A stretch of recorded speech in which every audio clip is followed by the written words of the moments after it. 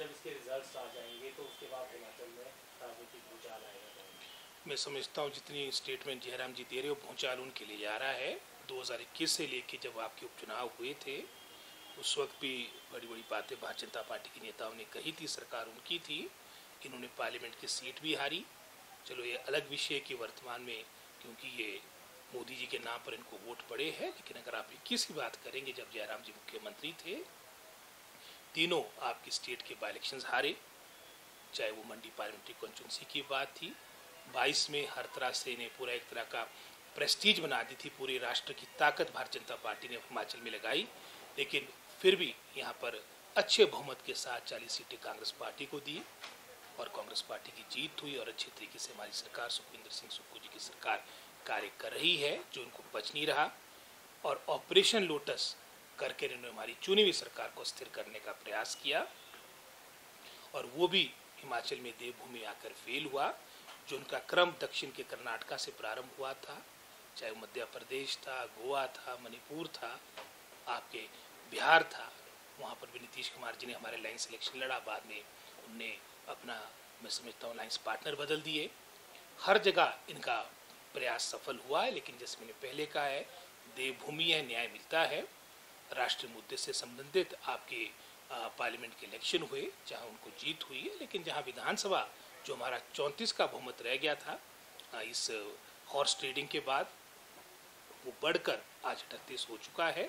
और हमें पूर्ण आशा है कि 3 सीटें ये भी कांग्रेस पार्टी जीतेगी और ये हमारी संख्या 38 से 41 पहुँचेगी। 22 मार्च को 40 सीटें मिली थी, हमें पूर्ण आशा है कि 3 सीटें जीतने के बाद हिमाचल प्रदेश की जनता जनार्दन हिमाचल सरकार को और मजबूत करेगी और हमारी संख्या बल 41 पे पहुँचेगी। आपने पीछे अखबार में पढ़ा होगा, उसमें हमारी विभाग के स्तर पे भी लेटर आके इशू हो गई है, ये हमने प्रोसेस स्टार्ट कर दिया और हमारी ये कोशिश है कि जहाँ पर आपके प्राइमरी स्कूल्स में जहाँ पर हमारे पास अच्छी संख्या बच्चों की है, लगभग कुछ 6000 से अधिक आपके प्राइमरी स्कूल्स में ये एनटीटी टीचर रखे जाएंगे और जो गाइडलाइंस होगी वो एनसीटी गाइडलाइंस होगी जो उनकी रिक्रूटमेंट से संबंधित है। सर, एनटीटी शिक्षा को लेकर जो विपक्ष है वो सवाल भी पूछ रहा है। आज पूर्व शिक्षा मंत्री गोविंद ठाकुर का बयान आया है, उन्होंने कहा कि रेगुलर भर्तियों की बात कह रही थी या आउटसोर्स पर एनटीटी शिक्षा। तो गोविंद ठाकुर जी तो खुद मंत्री रहे, 5 साल शिक्षा विभाग चलो शुरू में सुरेश भारद्वाज जी के पास रहा, तो बेहतर होता वो करते अपने समय में। हमने जहाँ मैं समझता हूँ नियुक्तियाँ भी करनी है और साथ ही साथ अपनी मैं समझता हूँ आर्थिक स्तर पर जो चुनौती प्रदेश की समक्ष है वो भी देखनी है। चाहते तो हम रेगुलर है सारी बातें, लेकिन हमने अपनी वित्तीय स्थिति को देखते हुए भी निर्णय लेना है और जो नियुक्तियाँ होगी ये लगभग वही प्रस्ताव है जो पिछली सरकार का है, वो अपने कार्यकाल के दौरान नहीं कर पाए। हमने ये 6000 से अधिक भरने का निर्णय लिया है और ये आउटसोर्स के द्वारा भरी जाएगी। सर, इस तरह से आप जानते हैं कि डे 1 से लेके हमारा ये प्रयास है कि क्वालिटी की तरफ हमारा डिपार्टमेंट जाए। जहाँ एक समय था जब आवश्यकता थी कि हमारे शिक्षा के क्षेत्र में आपकी एक्सपेंशन हो और वो हुआ भी, लेकिन वर्तमान में आज समय की आवश्यकता है कि जो बने हुए हमारा शिक्षा विभाग का आधारभूत ढांचा है, इंफ्रास्ट्रक्चर है, इसको कंसोलिडेट किया जाए। इससे संबंधित जो हमने निर्णय पहले लिए थे उसका रिव्यू किया गया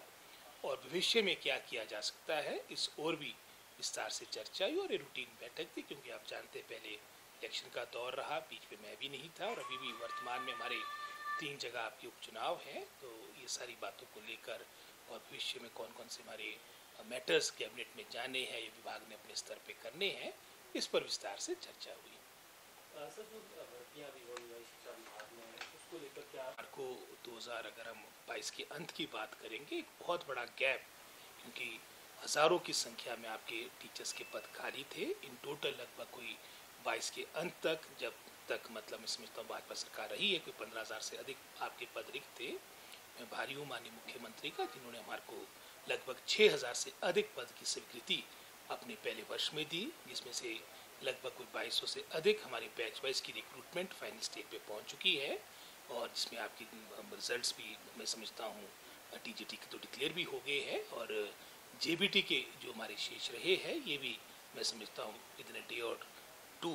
या 1 हफ्ते के अंदर इसको डिक्लेयर करेंगे और स्टेशन इनको वहाँ पर मिलेंगे जो विदाउट टीचर स्कूल्स है, जो आपकी सिंगल टीचर स्कूल्स है विद हायर इनरोलमेंट, जहाँ पर संख्या ज़्यादा होगी, और कई जगह हम जहाँ पर बच्चे कम है, डिस्टेंस कम है, उन स्कूलों को मर्ज करने की तरफ भी देख रहे हैं। और पीछे हमारी